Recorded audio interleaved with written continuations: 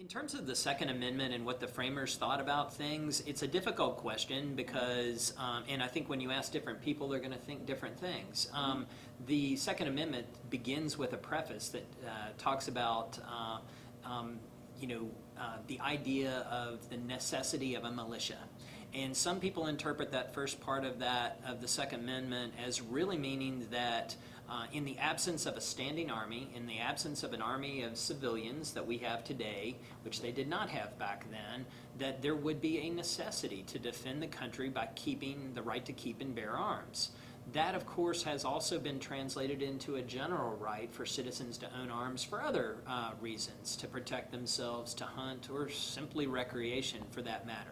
The tradition, though, however, of interpreting the Second Amendment has changed over time, without a doubt, from court to court and throughout the generations. And generally the case was, up until recently, that states would be free to regulate as long as they do not take away that complete right to own a gun. And we do regulate certain types of weapons that people can carry already. I was joking with you on the way over here that you can't own a tank, and I can't own a tank. I can't own a machine gun, but I can own a semi-automatic weapon that fires a bullet every time I squeeze that trigger.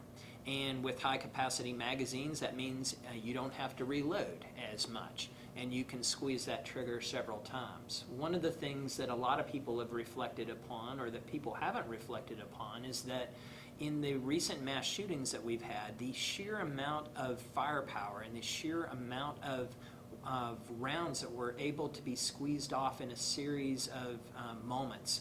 And something that's stunning and also kind of horrible to think about is that literally that man was able to, in Newtown, Connecticut, Lanza was able to kill 20 plus kids in a period of 26 seconds. Just at some point in time, anybody that's watching this, take a second while you're by yourself where you won't freak anybody out, and count how many times you could pull a trigger and count how long that takes, and imagine the fact that you are releasing a deadly object with every pull of that trigger.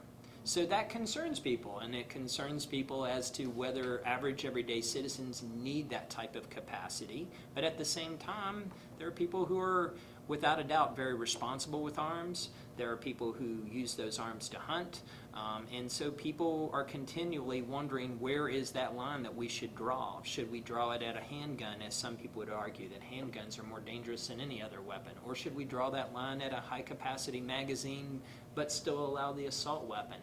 That is where the political debate occurs, and that's where it's going to occur from here on out.